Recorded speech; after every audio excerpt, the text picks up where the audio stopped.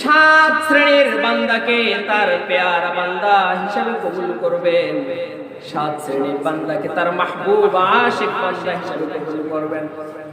সাত শ্রেণীর বান্দার মধ্যে এক নাম্বার বান্দা হচ্ছে ওই ব্যক্তি, আল্লাহ রাব্বুল আলামিন জানিয়ে দেন তার পাক কালামে হাকিমের মধ্যে, ইন্নাল্লাহা ইউহিব্বুত তাওয়াবিন।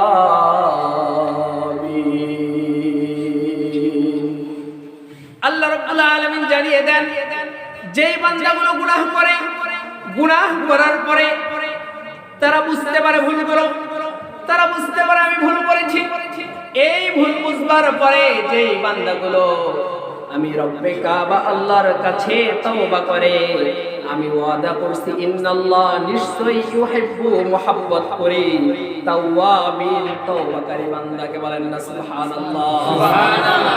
কিভাবে বান্দাকে ক্ষমা করে তার একটা দৃষ্টান্ত দিতে গিয়ে বলতে হয়, আমরা সকলেই তো চিনি আর জানি, আশরাফ আলী থানভীর নাম তো সকলেই শুনেছি, শুনেছি কি শুনি নাই? বঙ্গ অনুবাদ কোরআন শরীফের উপরে দেখবেন যে আশরাফ আলী থানভীর নাম লেখা আছে প্রায় কোরআন শরীফ, কেননা সে এটাকে অনেক গুরুত্বপূর্ণভাবে সংকলন করেছে। আর আশরাফ আলী থানভী একজন অত্যন্ত গুরুত্বপূর্ণ ব্যক্তি ইসলামের মধ্যে। সম্মানিত উপস্থিতি, সেই আশরাফ আলী থানভীর একটি গ্রন্থের মধ্যে একটি ঘটনা পাওয়া যায়। কোন একজন নাফরমান, সেই নাফরমান যখন রব্বুল আলামিনের এই দুনিয়াতে বসবাস করতে করতে সে অপরাধ করতে করতে এমন একটা পর্যায়ে চলে গিয়েছে, সে ৯৯টা পর্যন্ত খুন করে ফেলেছে।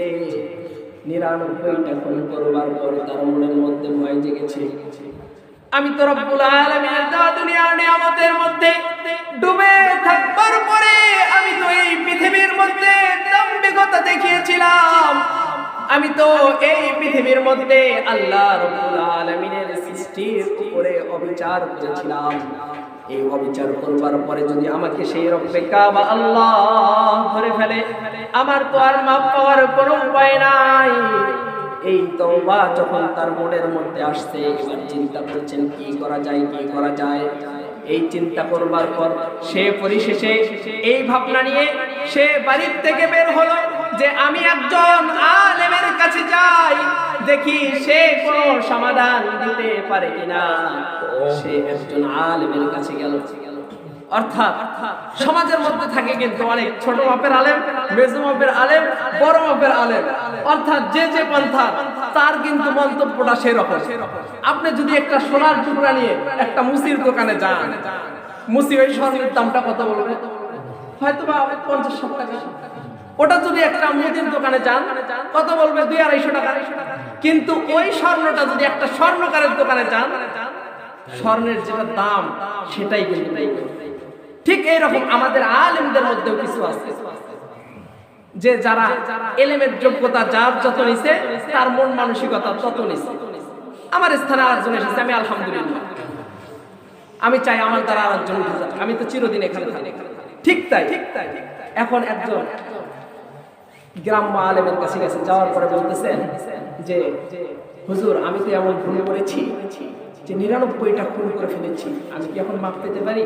এই কথা যখন বলেছে ওই ব্যক্তি, তখন তাকে আল্লাহ তুমি করেছো কি? ৯৯টা খুন করেছো, আল্লাহ তোমাকে কখনোই মাফ করবে না। এইভাবে যখন বলেছে এমনিতেই তো মাথা গরম, কয় ৯৯টা খুন করছি আর ছাড় দিতাম না, আমি তোরে দিয়ে 100 সেঞ্চুরি করে দিয়ে দিছে, চালায় সেঞ্চুরি হয়ে গেছে। কিন্তু ওই ব্যক্তির মনের মধ্যে ধারণা ছিল রব্বুল আলামিন তো তার পাক কালামে হাকিমের মধ্যে জানিয়ে দিয়েছেন, লা তাকনাতু মির রাহমাতিল্লাহ ইন্নাল্লাহা ইয়াগফিরুয যুনুবা জামিআ। ওই ব্যক্তির অন্তরের মধ্যে তামান্না ছিল, আল্লাহ রাব্বুল আলামিন তো বলেছেন লা তাকনাতু মির রাহমাতিল্লাহ, ও বান্দা তুমি আমার রহমত থেকে নিরাশ হয়ো না। এই চিন্তাধারা নিয়ে 100 নম্বর খুন করবার পরে সে ভাবছেন যেহেতু আল্লাহ বলেছেন এটা শুনো না, সে ওই ব্যক্তিটা অর্থাৎ ওই 100টা খুন করনেওয়ালা ব্যক্তি হাঁটা শুরু করেছে যে আর কোনো পন্থা আছে কিনা। যখন হাঁটতে হাঁটতে যাচ্ছেন, কিছু দূর যাবার পরে মালাকুল মাউত আজরাইল আলাইহিস সালাম তার সামনে উপস্থিত হয়ে গেছে। আজরাইল আলাইহিস সালাম তার সামনে উপস্থিত হওয়ার পরে তার জানটাকে কবজা করে ফেলেছেন। তার যখন মৃত্যু হয়েছে, মৃত্যু হওয়ার পর আশরাফ আলী থানভী তার গ্রন্থের মধ্যে লেখেন ওই মুহূর্তে রব্বে কাবা আল্লাহর দেওয়া জান্নাত আর জাহান্নামের ফেরেশতা তার রূহটাকে নিয়ে টানাটানি শুরু করেছেন। জান্নাতি ফেরেশতা বলছেন আমাদের মেহমান, জাহান্নামী ফেরেশতা বলছেন আমাদের মেহমান, এবার কে নেবেন? পরিশেষে আল্লাহ রাব্বুল আলামিন ডাক দিয়ে বললেন, ও জান্নাতের ফেরেশতা আর জাহান্নামের ফেরেশতা তোমরা কি মেহমানদারি করো? তখন তারা উত্তর দেয়, ওগো রব্বে কাবার মালিক আল্লাহ। জান্নাতের ফেরেশতাগুলো বলে তোমার এই বান্দাটা 100টা খুন করবার পরে মাপের আশায় তোমাকে পাওয়ার আশায় সে তোমার রাস্তাকে খুঁজছিল, সেই জন্য তুমি এই বান্দাকে যে এই জ্ঞানটা দিয়েছো তোমার অঙ্গীকার অনুযায়ী এই ব্যক্তি জান্নাতি। জাহান্নামের ফেরেশতাগুলো বলে কখনোই না, 100টা খুন করেছে এই ব্যক্তি কখনোই জান্নাতি হতে পারে না, এই ব্যক্তি জাহান্নামী। তখন রব্বে কাবা আল্লাহ ফেরেশতাদেরকে ডাক দিয়ে বলেন, গ্রন্থের মধ্যে লেখে রব্বুল আলামিন বলেন, ও জান্নাতের ফেরেশতা আর জাহান্নামের ফেরেশতা তোমরা দাঁড়াও, রাস্তা মাপা হবে। অর্থাৎ যেই স্থান থেকে 100 নম্বর খুন করে ত্যাগ করেছে অন্য যেই আলেম আছে, ভালো আলেম যার কাছে যাওয়ার কথা ছিল, সেই আলেমের কাছে যাওয়া পর্যন্ত যদি আলেমের কাছ পর্যন্ত বেশি দূর যেয়ে থাকে, অর্থাৎ বেশি রাস্তা যদি আলেমের কাছ যাওয়া পর্যন্ত হয়ে থাকে তাহলে এই ব্যক্তি জান্নাতি, আর যদি কম হয়ে থাকে তবে এই ব্যক্তি জাহান্নামী। বললো এবার জায়গাটা মাপো, কিন্তু 100 নম্বর খুন করবার পর অল্প কিছু দূর জায়গা গিয়েছিল, বেশি নয়, জাহান্নামের পথে পড়ে গিয়েছে। কিন্তু রব্বে কাবা ডাক দিয়ে বলেন, ও ফেরেশতা 100 খুন করেছো তো কি হয়েছে? আমার এই বান্দাটা যে বুঝতে পেরেছে, নিজের তওবাটা করেছে, আমাকে পাওয়ার জন্য যখন এই পথটাকে ধরেছে, আমি যেই পথে রয়েছি এই পথটাকে যখন খুঁজেছে, তার ওই কম রাস্তাটাকে বেশি বানিয়ে আমার ওই 100 খুন করনেওয়ালা বান্দাটাকে ধরে ধরে জান্নাতের মধ্যে নিয়ে যাও। বলেন সুবহানাল্লাহ। তার মানে তওবাকারীর জন্য সদা সর্বদা সত্য। 1 নম্বর গুণ, আল্লাহ রাব্বুল আলামিন ভালোবাসেন কাদেরকে? তওবাকারীদেরকে। ভুল করেছেন তওবা করেন, আল্লাহ রাব্বুল আলামিন মাফ করে দেন।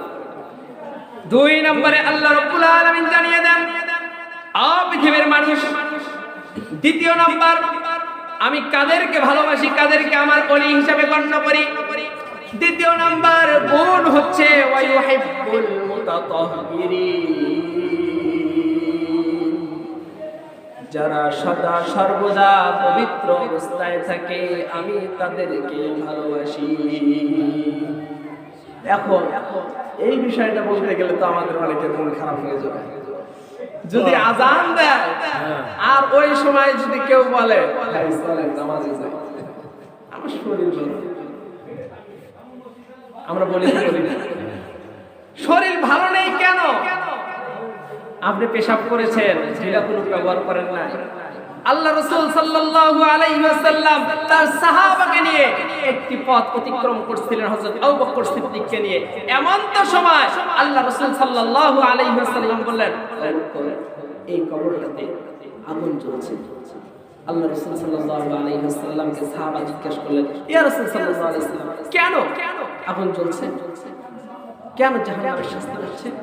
আল্লাহ রাসূল সাল্লাল্লাহু আলাইহি ওয়াসাল্লাম বললেন, ও সাহাবা, এই ব্যক্তিটা পেশাব করত কিন্তু ঢিলাগুলো ব্যবহার করত না, নাপাকির থেকে পবিত্রতা অর্জন করত না, এই জন্য রব্বুল আলামিন তাকে জাহান্নামের আগুন দ্বারা বেষ্টনী করেছে। বলেন না নাউযুবিল্লাহ। তার মানে আমাদেরকে সদা সর্বদা পবিত্রতা অর্জন করতে হবে। একজন নামাজীকে জিজ্ঞেস করেন শীতের মধ্যে যারা নামাজ পড়ে সিজদার কতটা উঁচা। সম্মানিত উপস্থিতি, রব্বুল আলামিন যাদেরকে ভালোবাসেন তাদের মধ্যে দ্বিতীয় নম্বর শ্রেণী হচ্ছে ওয়াইহিবুল মুতাতাহহিরিন, তথা পবিত্র অর্জন করে সদা সর্বদা যেই ব্যক্তিগুলো চলাফেরা করে রব্বুল আলামিন তাদেরকে ভালোবাসেন। এরপরে তৃতীয় নম্বর ব্যক্তি কারা? আল্লাহ রব্বুল আলামিন জানিয়ে দেন ইন্নাল্লাহা ইউহিব্বুত তাওয়াবিন ওয়া ইউহিব্বুল মুতাতাহহিরিন। এর পরে আল্লাহ রব্বুল আলামিন বলেন ইন্নাল্লাহা ইউহিব্বুল মুত্তাকিন। আল্লাহ রাব্বুল আলামিন বলেন নিশ্চয়ই আমি আল্লাহ রাব্বুল আলামিন ইউহিব্বুল মুত্তাকিন, মুত্তাকিনদের ভালোবাসি। মুত্তাকিন কারা? মুত্তাকিন হচ্ছে রব্বুল আলামিন মুত্তাকিনের ব্যাখ্যা দিতে গিয়ে সূরাতুল আলে ইমরানের মধ্যে বলেন, যেটি পাঠ করেছি এটি হচ্ছে সূরাতুত তাওবার 14 নম্বর আয়াতে কারিমার মধ্যে বলছেন আমি মুত্তাকিন বান্দাদেরকে ভালোবাসি। আর মুত্তাকিন বান্দাদের পরিচয় দিতে গিয়ে সূরাতুল আলে ইমরানের মধ্যে বলেন আল্লাহ রাব্বুল আলামিন ডাক দিয়ে বলেন ইয়া আইয়ুহাল্লাযীনা আমানুত্তাকুল্লাহা হাক্কা তুকাতিহি ওয়া লা তামুতুন্না ইল্লা ওয়া আনতুম মুসলিমুন। আল্লাহ রাব্বুল আলামিন বলেন ইয়া আইয়ুহাল্লাযীনা আমানুত্তাকুল্লাহ, যেই ব্যক্তিগুলো আমি আল্লাহ রাব্বুল আলামিনের ভয়ে তাদের অন্তরাত্মাগুলো কেঁপে ওঠে, যারা আমি রব্বে কাবা আল্লাহকে সব সময় ভয় করে চলে, ওই ব্যক্তিগুলোই মুত্তাকিন। যারা শত বাধা বিপত্তির পরেও আমি আল্লাহকে ভুলে যায় না, আমি আল্লাহর পথটাকে ছেড়ে দেয় না, তাদের মৃত্যুকে তারা শাহাদাত হিসাবে গণ্য করে, তবু তারা দ্বীন ইসলামের পথ থেকে সরে যায় না। এর বাস্তবতার প্রমাণ দিয়ে গিয়ে বলতে হয়, যেহেতু আওয়াজটা মহিলাদের পর্যন্তই যাচ্ছে, মহিলাদের জন্য একটি শিক্ষণীয় ঘটনা, এটার থেকে আমাদের সকলেরই ঘটনা শিক্ষা নিতে হবে। এটি আমরা সকলেই জানি, দুনিয়ার মধ্যে একজন ব্যক্তি ছিল, যেই ব্যক্তি নিজেকে আল্লাহ রব হিসাবে দাবি করেছিল, তার নাম হচ্ছে ফেরাউন। ফেরাউন এত বড় নাস্তিক ছিল, ফেরাউন নিজেকে আনা রব্বুকুমুল আলা বড় রব হিসাবে দাবি করেছিল। সেই ফেরাউন তার স্ত্রী ছিল সাইয়েদনা আসিয়া আলাইহিস সালাতু ওয়াস সালাম। সেই আসিয়া আলাইহিস সালাতু ওয়াস সালাম ইসলামের পন্থায় ছিল। এই আসিয়া আলাইহিস সালাতু ওয়াস সালাম সেই ইসলামকে মান্য করে চলত, মুসার কালিমাকে জপেছিল। কিন্তু ফেরাউন এটা সহ্য করতে পারে। ফেরাউন বলেছিল আসিয়া তুমি দ্বীন ইসলামটাকে ছেড়ে দাও, আমাকে তুমি খোদা হিসাবে নাও। তখন আসিয়া বলেছিল না, কখনোই না, তোমাকে যেই রব সৃষ্টি করেছে, আমাকে যেই রব সৃষ্টি করেছে, আমি তাকে ছাড়া তোমাকে কেন আমি খোদা হিসেবে মানব? আর সম্মানিত উপস্থিতি, পৃথিবীর মধ্যে সবচেয়ে অশান্তির মধ্যে ওই ব্যক্তিটা থাকে যেই ব্যক্তিটার স্ত্রী তার বিরুদ্ধে থাকে। সম্মানিত উপস্থিতি, আপনারা যারা বিবাহিত আছেন আপনারা তো জানেন যে পৃথিবীর মধ্যে সকলে আপনার কথা শোনে। আপনি একজন নেতা মানুষ, একজন দেওয়ানি মানুষ, আপনার কথা পুরো এলাকা শোনে, কিন্তু স্ত্রী শোনে না। আপনি কি সুখী মানুষ? ঠিক ফেরাউন সব কথা সবাই শোনে, কিন্তু আসিয়া তার কথা শোনে। এবার ফেরাউন বলছেন ও আসিয়া, তুমি যদি আমার কথাটাকে না মানো, তুমি যদি আমার দেওয়া যেই নির্দেশ রয়েছে সেই নির্দেশ অনুযায়ী তুমি যদি আমাকে পূজা না করো, আমি তোমাকে শাস্তি দিতে বাধ্য হব। এই কথা বলছেন, অর্থাৎ পূজা করতে বলছেন। আর যে পূজা সম্পর্কে আল্লাহ রাব্বুল আলামিন বলছেন লা তুশরিক বিল্লাহ ইন্নাশ শিরকা লাযুলমুন আযীম, তোমরা শিরক করো না। আল্লাহ রাব্বুল আলামিন এক একমাত্র সিজদার অধিকারী। এই সিজদার অধিকারী আল্লাহ ছাড়া তুমি কাউকে এই সিজদা দিতে পারবে না। এই সিজদাটা তুমি কখনো রাসূলকে, কোন সাহাবা রাসূলকে সিজদা দেয়নি। কোন সাহাবার পরবর্তীতে যে তাবেঈন ছিল তারা কখনোই কোন ওলি আউলিয়াদেরকে সিজদা দেয়নি। আল্লাহ রাব্বুল আলামিন যেখানে বলেছেন আকাদা রাব্বুকা আল্লা তা'বুদু ইল্লা ইয়া, যদি আমার পরে কাউকে সিজদা দেওয়ার অধিকার দিতাম, তোমার পিতামাতাকে আমি সিজদা দেওয়ার অধিকার দিতাম, সেখানে আল্লাহ রাব্বুল আলামিনের দিক নির্দেশনা অনুযায়ী পিতামাতাকে সিজদা দেওয়ার অধিকার দেয়নি। সেখানে আমরা হতভাগা জাতি, আজকে দেখা যায় এক শ্রেণীর মানুষগুলো ভণ্ড পীরদেরকে তাদের পায়ের মধ্যে আমরা সিজদা করি, বলেন ঠিক কিনা? এই কথা জেনে রাখেন, সিজদা কখনো কারো কাছে হবে না। আল্লাহ রাসূল হাদিসের মধ্যে জানিয়ে দেন লা তাত্তাখিজুল কুবুর মাসাজিদ, কবরটাকে তোমরা সিজদার জায়গা বানাও না। যারা হক্কানি পীর রয়েছে তারা কখনো বলে না তুমি আমাকে সিজদা দাও। যদি হক্কানি পীরদের মাজারগুলো থেকে তাদেরকে রব্বুল আলামিন একটা দিনের জন্য বলতো যে তুমি উঠো, যদি এই অনুমতি থাকতো উঠে এসে আগে সর্বপ্রথম খাদেমদের গলাগুলো টিপে ধরো। কি সুন্দর করে আমি আর যাবো না আল্লাহর কাছে, তওবা করেছি মুর্শিদ খোদা মুর্শিদ রাসূল দিলে প্রাণে করেছি কবুল। মুর্শিদ খোদা মুর্শিদ রাসূল দিলে প্রাণে করেছি কবুল। শুনে মোল্লার গোষ্ঠী দিল ফতুয়া, আমি নাকি কাফের হইয়াছি। আমি আর যাবো না মোল্লার কাছে, তওবা করেছি। আমি আর যাবো না মোল্লার কাছে, তওবা করেছি। মোল্লার কাছে চাইবা কইতিকা? তোমার তো সব চালানবাজি শেষ করছো, তুমি তোমার নিজেরটাকে বিলায়া দিছো।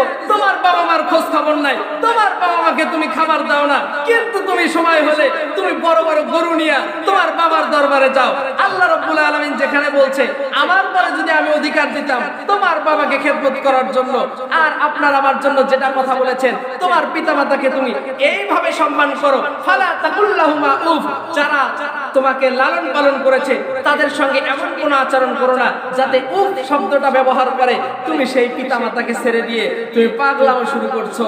এটা তোমার দ্বীন ইসলাম, যেখানে আল্লাহ বলছে তোমার মায়ের পায়ের নিচে তোমার বেহেশত, তুমি সেই মাকে বৃদ্ধাশ্রমে দিয়ে আসো। সম্মানিত উপস্থিতি, বলতেছিলাম রব্বে কাবা আল্লাহ। তৃতীয় নাম্বার, যেই ব্যক্তিগুলোকে ভালোবাসেন সেই ব্যক্তিগুলো হচ্ছে মুত্তাকিন বান্দা। পরিশেষে যখন ফিরআউন যখন আসিয়া আলাইহিস সালামের সঙ্গে আর পারলেন না, আল্লাহ রাব্বুল আলামিন আসিয়া আলাইহিস সালামের দৃষ্টান্ত তুলতে গিয়ে সূরাতুত তাহরীমের 11 নম্বর আয়াতে কারিমার মধ্যে বলেন ওয়াদারাবাল্লাহু মাসালাল লিল্লাযীনা আমানু ইমরাআতা ফিরআউন। ও পৃথিবীর মানব জাতি, তোমাদের জন্য আমি শিক্ষা রেখেছি। ওই যে আসিয়া আলাইহিস সালামের শিক্ষা আর ফিরআউনের শিক্ষা। যখন ফিরআউনের কাছে আসিয়া আলাইহিস সালাম মাথা নত করেনি, আসিয়া আলাইহিস সালামকে আপন স্বামী তার ঘর থেকে বের করেছে। ফিরআউন যখন নিজে আঘাত করেছে, আঘাত করবার পরে পক্ষান্তরে যখন আঘাত করতে করতে নিজে যখন থেমে গিয়েছে, ফিরআউন তখন জল্লাদকে ডাক দিয়েছে, ও জল্লাদ, আমার প্রাণপ্রিয় বিবি আসিয়াকে তুমি এখন আঘাত করো, আর এমন জোরে আঘাত করবা যেই আঘাতটার আওয়াজ ওই রাজপ্রাসাদের বাহির থেকে আমার কান পর্যন্ত পৌঁছে যায়। কত বড় নিষ্ঠুর স্বামী হলে এমন হুকুম জারি করতে পারে? সেই ফিরআউনের কথা মতো জল্লাদ যখন তাদেরকে মারধর, যখন আসিয়া আলাইহিস সালামকে মারধর শুরু করলো, আসিয়া আলাইহিস সালাম অনেক মার খাবার পরেও সে দ্বীন ইসলামটাকে ছাড়েনি। শেষ পর্যন্ত যখন সেই ফিরআউন বলেছিল, ও আসিয়া, তুমি যদি এখনো না ছাড়ো, তোমাকে এই মুহূর্তে আমি তোমার শরীর থেকে চামড়াগুলোকে আলাদা করে দেব।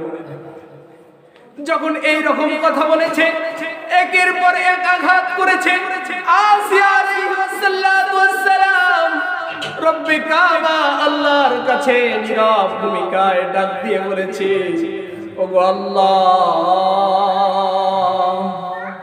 তোমার দেওয়া জান্নাতে যেতে চাই, কিন্তু এই কষ্টের পরেও আমি এই কাফের বেঈমান নাস্তিকদের কাছে আমি ঈমান হারাতে চাই না। আল্লাহ রাব্বুল আলামিন আসিয়া আলাইহিস সালামের প্রতি এতটা খুশি হয়ে গেছেন। খুশি হবার পর আল্লাহ রাব্বুল আলামিন জিবরিল আলাইহিস সালামকে বললেন, ও জিবরিল, আর দেরি করিস না, আর দেরি করিস না, যা জান্নাতুল ফেরদাউসটা আমার আসিয়ার সামনে নিয়ে যা। আসিয়া আলাইহিস সালামের সামনে নিয়ে এসেছেন। আসিয়া আলাইহিস সালাম জান্নাতুল ফেরদাউস দেখতে দেখতে শহীদ মৃত্যুবরণ করেছে। বলেন না সুবহানাল্লাহ। এর নাম ছিল ঈমান।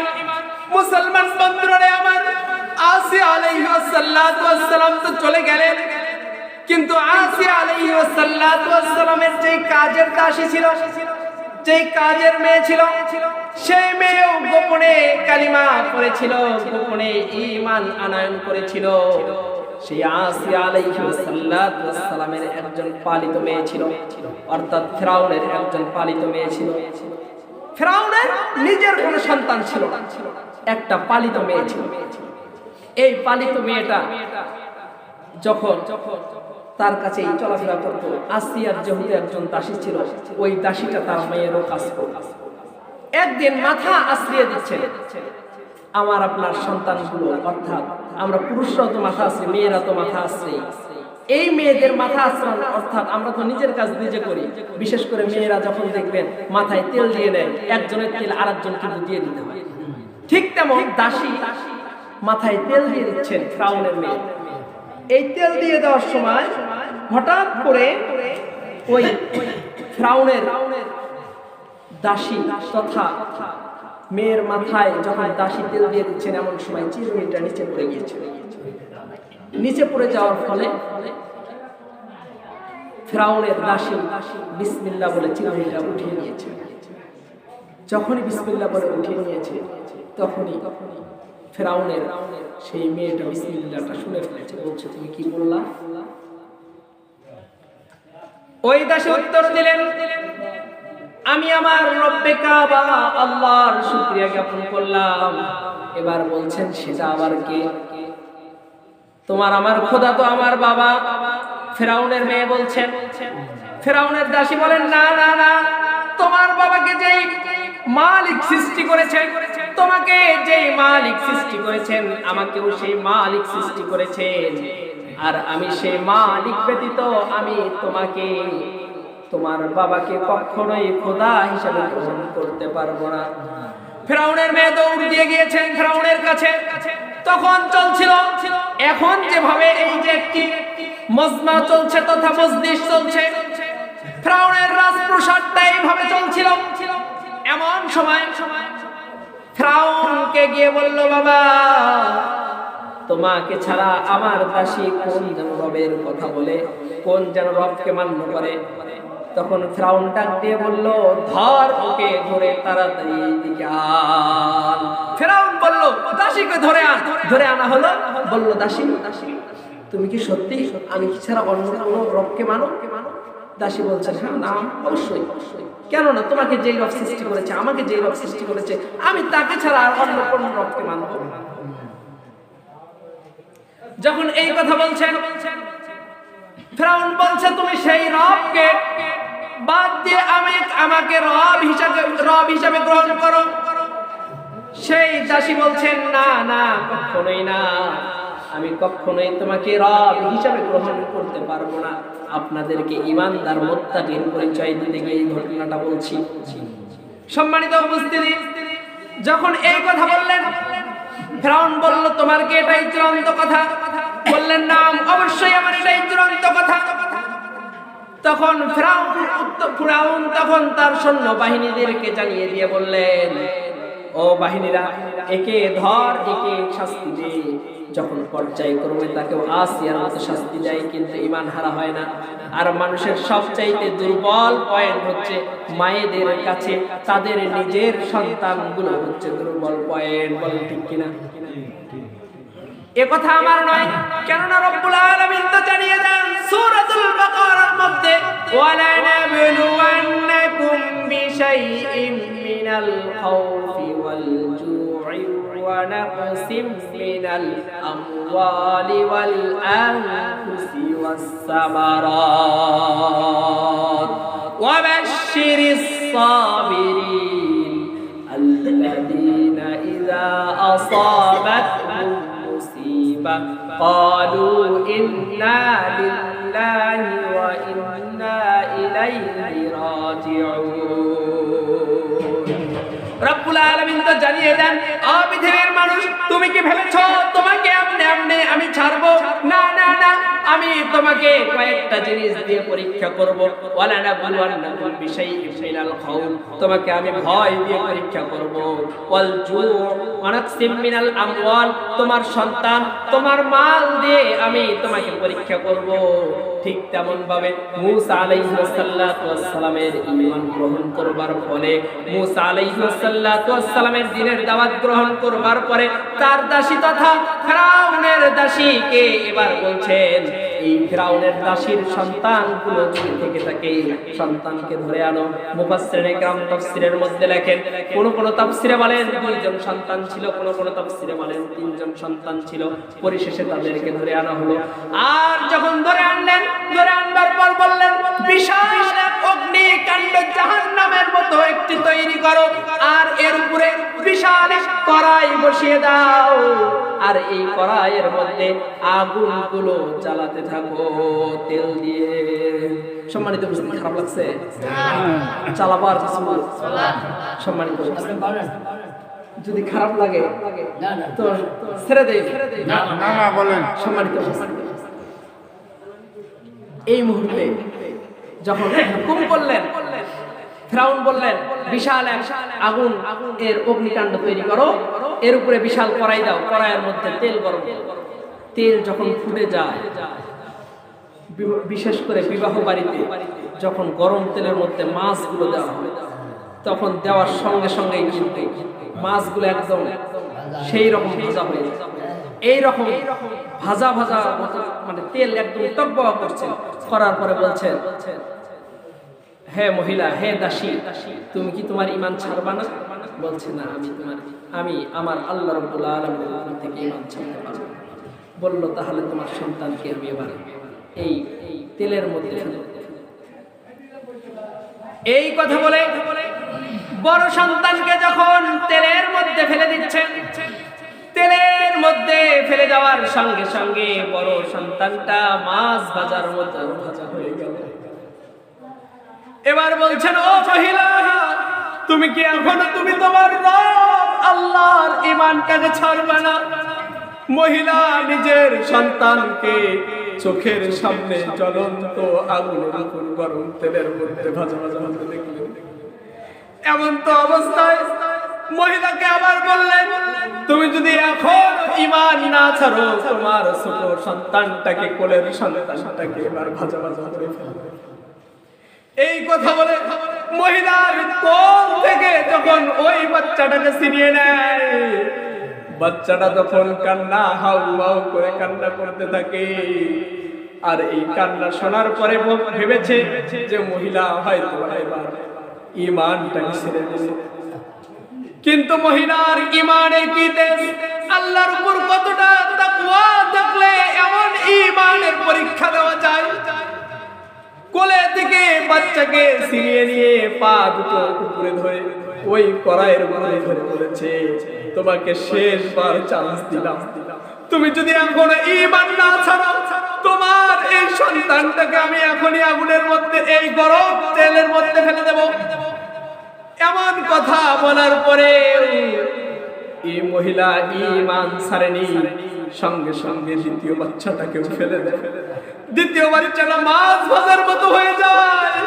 এবার ওই মহিলা কান্না মাখা চোখ নিয়ে ডাক দিয়ে বলেন, ও ফিরাউন দাঁড়াও, এবার ফেরাউন ফেলেছে দুই সন্তান, যেহেতু চোখের সামনে পড়েছে, নিজের জীবনের মায়া কে বানা করে, হয়তোবা নিজের জীবনের মায়ার জন্য এবার আমার কাছে নিজের প্রাণ ভিক্ষা চাইবে, হয়তোবা তার ঈমানটাকে ছেড়ে দেবে।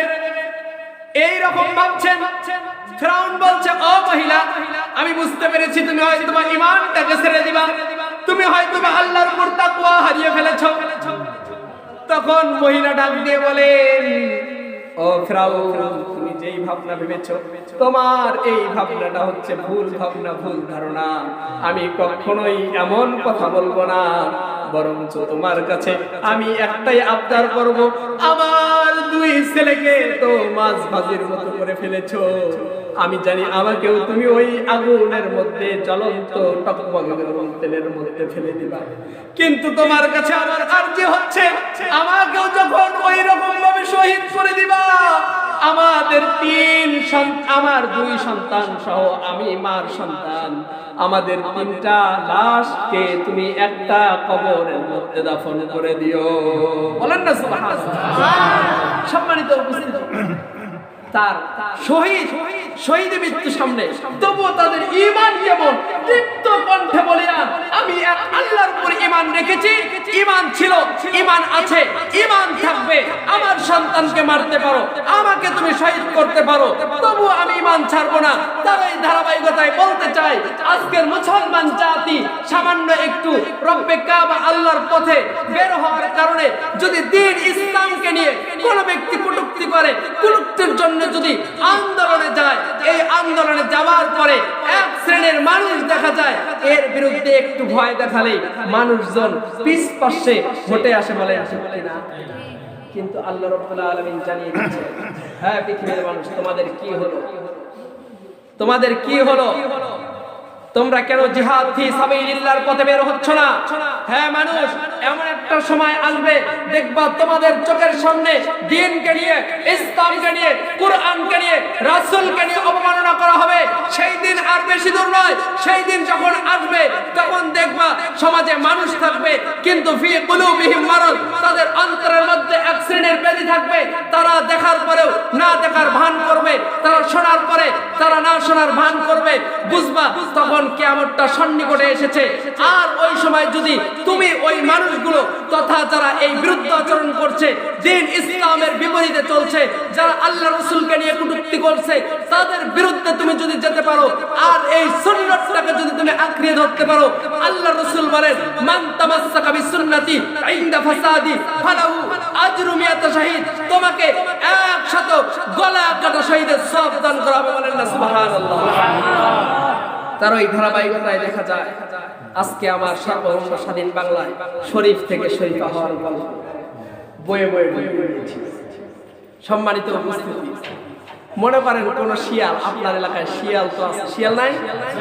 মনে করেন কোন শিয়াল, সে যদি বলে আমি সকালে রাত্রে শিয়াল ছিলাম, আমি সকালবেলা মুরগি হলাম, আমাকে মুরগির ঘরে দাও, আপনি কি মুরগির ঘরে ঢুকতে দেবেন শিয়ালকে? কেন দেবেন না? কেন দেবেন না? ও যদি মুখে মুখে বলে যে আমি মুরগি, সে কিন্তু আসলে মূলত মুরগি না।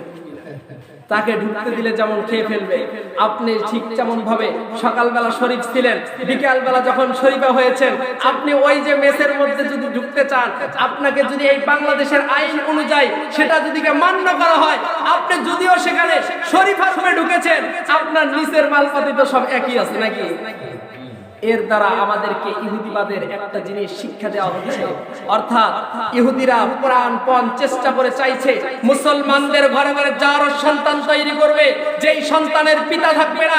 সম্মানিত উপস্থিতি, আজকে যদি এই কথাগুলো তথা শরীফ থেকে শরীফা হওয়ার, সাগর থেকে সাগরিকা হওয়ার আইনগুলো যদি আমাদের রাষ্ট্রের মধ্যে বাস্তবায়ন হয়, লিখে রাখেন আগামী 20 বছর পরে আমার বাংলাদেশ হবে নাস্তিকদের আড্ডাখানা, আমার বাংলাদেশ হবে মুসলিম রাষ্ট্রের পরিবর্তে বিধর্মী একটা রাষ্ট্র হবে। বলেন ঠিক কিনা?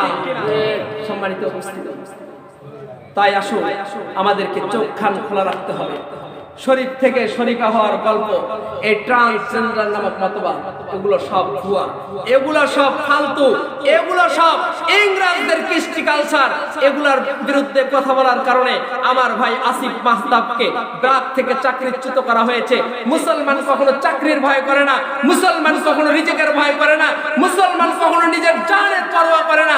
মুসলমান তো ভয় করে এক আল্লাহকে, মুসলমান তো মান্য করে এক কুরআনকে, মুসলমান তো আইডল হিসাবে মানে এক মুহাম্মাদুর রাসূলুল্লাহ সাল্লাল্লাহু আলাইহি ওয়াসাল্লামকে। বলেন ঠিক কিনা? সম্মানিত উপস্থিতি, তার এই ধারাবাহিকতায় এবার আসো যে কথাই ছিলাম। এবার যখন সাইয়েদনা আসিয়া আলাইহি ওয়াসাল্লামের দাসী যখন ওই আগুনের মধ্যে, যখন তাকে ওই গরম তেলের মধ্যে টকবগে ফেলে দেওয়া হলো, ওই গরম তেলের মধ্যে পড়ে যাবার পর আসিয়া আলাইহি ওয়াসাল্লামের দাসী যখন ঠিক একই ভাবে মাছ ভাজার মতো যখন হয়ে গেল, আর এমন তো অবস্থায় যখন তিনটা লাশকে তুলে ফেলা হলো, তিনটা লাশকে যখন তাদের শেষ কথা অনুযায়ী একটা কবরের মধ্যে যখন তাদেরকে দাফন করা হলো, তাদের কবর থেকে এমন মিশক আম্বরের বাসনা, এমন সুগন্ধ বের হতে শুরু হলো। আল্লাহ রাসূল সাল্লাল্লাহু আলাইহি ওয়াসাল্লাম যেই রজনীতে মেরাজে যাচ্ছিলেন, সেই রজনীতে মেরাজে যাওয়ার সময় জিবরিল আমিন বলতেছিলেন, ইয়া রাসূল সাল্লাল্লাহু আলাইহি ওয়াসাল্লাম, এটা হচ্ছে হাতিমে কাবা। আল্লাহ রাসূলকে বলছেন, ইয়া রাসূল সাল্লাল্লাহু আলাইহি ওয়াসাল্লাম, এটা হচ্ছে মদিনা, এটা হচ্ছে আপনার ভাই মাকামে ইব্রাহিম। এইভাবে যখন একটা একটা করে পরিচয় দিচ্ছিলেন, এমন সময় কিছু দূর যাবার পরে জিবরাইল আমিন বলা আল্লাহর রাসূল তাকে জিজ্ঞাসা করবার আগে একে একে পরিচয় দিচ্ছিলেন। হঠাৎ করে আল্লাহর রাসূল বললেন, ও ভাই জিবরাইল, এটা কোন জায়গা? তাড়াতাড়ি বলো না, এইটা কোন জায়গা, আমি এইটা কোন জায়গায় এসেছি। আল্লাহর রাসূলকে জিবরাইল আমিন বলছেন, ও রাসূল, আপনি আমাকে জিজ্ঞাসা করার আগেই তো আমি বলে দিচ্ছি, কেন আপনি এত পেরেশান হচ্ছেন? কেন এত পেরেশান হয়ে আমাকে জিজ্ঞাসা করছেন? এবার আল্লাহ রাসূল বলছেন, এইখানে এমন একটা সুগন্ধ পাচ্ছি, যেই সুগন্ধটা আমি পৃথিবীর আর কোথাও পাই না। এই সুগন্ধটা কেমন জানি আল্লাহ রাব্বুল আলামিনের জান্নাতের সুগন্ধ মনে হয়। বলো না এই জায়গাটা কোথায়?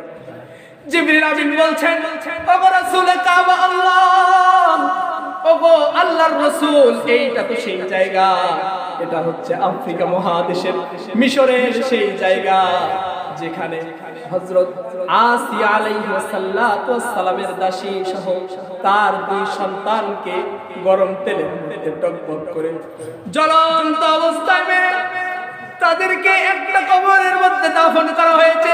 পৃথিবীর ইতিহাস সাক্ষী, আজ যদি আপনি আফ্রিকার ওই মিশরের ওই জায়গাটার মধ্যে যান, আজ পর্যন্ত যতজন স্কলার গিয়েছে, যতজন দার্শনিক গিয়েছে, আজ পর্যন্ত ওই কবর থেকে জান্নাতের সুবাতাস পায়। বলেন না সুবহানাল্লাহ।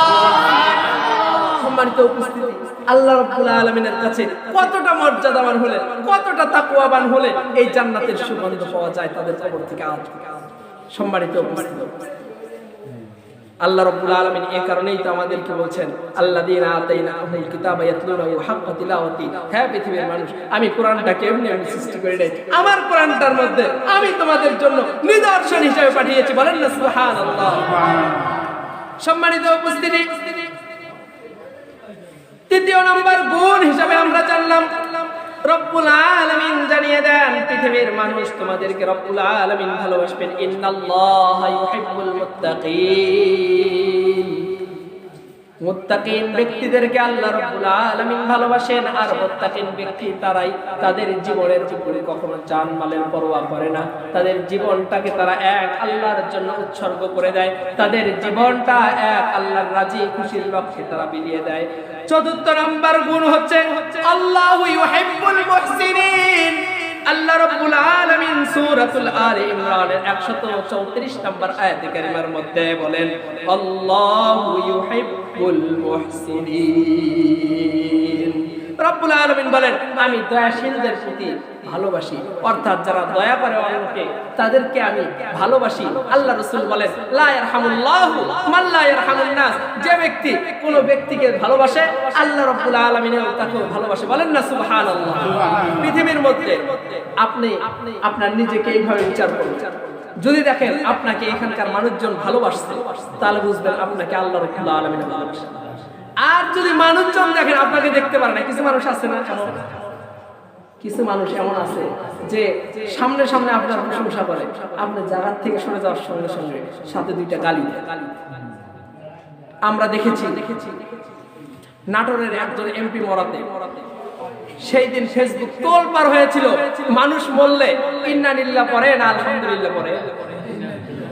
যে এমপি বলেছিল কোন একজন মানুষের জানাজা, কোন একজন মানুষের মৃত্যুতে যখন বলেছিল আলহামদুলিল্লাহ বলা দরকার, সে রাজাকার ছিল, কিন্তু সে যখন মরেছে তার অর্থাৎ যার বিরুদ্ধে সে যে আলেমের বিরুদ্ধে কথা বলেছিল তার ইন্না লিল্লাহ পড়া হয়েছে, কিন্তু সেই এমপি যখন মারা গিয়েছে তখন তার মৃত্যুর সংবাদ শুনে সকলে আলহামদুলিল্লাহ পড়েছিল। সম্মানিত উপস্থিতি, আপনি আমি আজকে মারা যাই, মানুষ দুইটা কথা বলবে, আহ মনটা ভালো ছিল। আর যদি খারাপ থাকে মরতে ভালো হয়েছে, একটা জঙ্গল এরকম কথা বলে কি বলে না? কেন বলে? কারণ আমাদের মধ্যে দয়াশীলতা।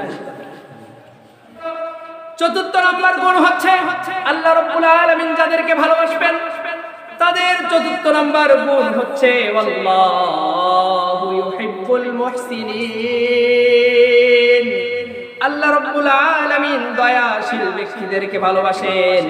পঞ্চম নাম্বার গুণ হচ্ছে আল্লাহ রাব্বুল আলামিন বলেন ইন্নাল্লাহা ইউহিব্বুল মুতাওয়াক্কিলিন। যে ব্যক্তিগুলো এক আল্লাহ রাব্বুল আলামিনের উপর তাওয়াক্কুল করে চলে, আল্লাহ রাব্বুল আলামিন ছাড়া কাউকে উপাস্য হিসাবে মানে না, কখনোই তার ব্যবসা প্রতিষ্ঠানকে নিজের রিজিকদাতা হিসাবে মানে না, কখনোই ওই ব্যক্তিটা নিজেকে কখনোই এটা ভাবে না যে ওই জমি না থাকলে আমি বুঝি মরে যেতাম, চাকরি না থাকলে আমি কি খেয়ে থাকতাম, আমার ব্যবসায় যদি আমি বের না হতাম আমি কি খেয়ে থাকতাম। যারা এই বিশ্বাসটাকে বাদ দিয়ে যারা মনে করে আল্লাহ আমাকে সৃষ্টি করেছেন আর আমার রিজিক যতক্ষণ আছে ততক্ষণ এই পৃথিবীতে আমার জীবন থাকবে, এই বিশ্বাসটা যারা রাখে, যারা এক আল্লাহ রাব্বুল আলামিনের উপর এই বিশ্বাস রেখে চলাফেরা করে, রব্বুল আলামিন তাদেরকে ভালোবাসেন। এক শ্রেণীর মানুষ বর্তমান সময় দেখা যায় তারা নামাজ রোজার ধার ধারে না, কিন্তু বলে আমাদের ঈমান ঠিক আছে। কয় কি কয় না? আমাদের ঈমান ঠিক আছে। তারা আবার কি সুন্দর করে গান করে, কিরামান কাতিবিন রোজ হাসরের দিন, কিরামান কাতিবিন রোজ হাসরের দিন, আল্লাহর কাছে যদি করে অভিযোগ আমি বলবো দুনিয়ায় ছিলাম ল্যাংটা বাবার লোক। কয় কি কয় না? আছে কতজন আছে গান আমার বাংলাদেশে দেখছি কত বাবা। 2020-এ যখন করোনা শুরু হয়েছে এমনও বাবা বের হয়েছে, এই যে ঘরের যে ওয়ালমেট গুলো পাওয়া যায় না, এই ওয়ালমেট একটা মাঝখানে লাগাই দিয়া কইছে বাবা 10,000 করে দাও, তোমার এই 1.5-2-3 লাখ টাকা খরচ করে হজে যাওয়ার দরকার নাই, এখানে আসো তো করো আবার যাও। বিড়ি বাবা, হাই রে বিড়ি। টাঙ্গাইলে যখন প্রোগ্রামে গেছিলাম, টাঙ্গাইলে আমি প্রথমে যখন হোটেলে গেছি যাওয়ার পরে দেখি বিড়ির 1 টাকা মোটা এইরকম। আমি যে হুজুর সহ গেছি ও হুজুরকে বললাম হুজুর এগুলা আসলে কি এত মোটা কেন? কয় হুজুর এটাই তো সেই জিনিস, সেই মাল। বিড়ির মোটা এত বড় আমার জীবনে প্রথম দেখছি। সম্মানিত উপস্থিতি, কি সুন্দর করে বিড়ি খায়, হুক্কা খায়, আর কি সুন্দর করে গান গায়, কিরামান কাতিবিন রোজ হাসরের দিন, কিরামান কাতিবিন রোজ হাসরের দিন, আল্লাহর কাছে যদি করে অভিযোগ আমি বলবো দুনিয়ায় ছিলাম বিড়ি বাবার লোক।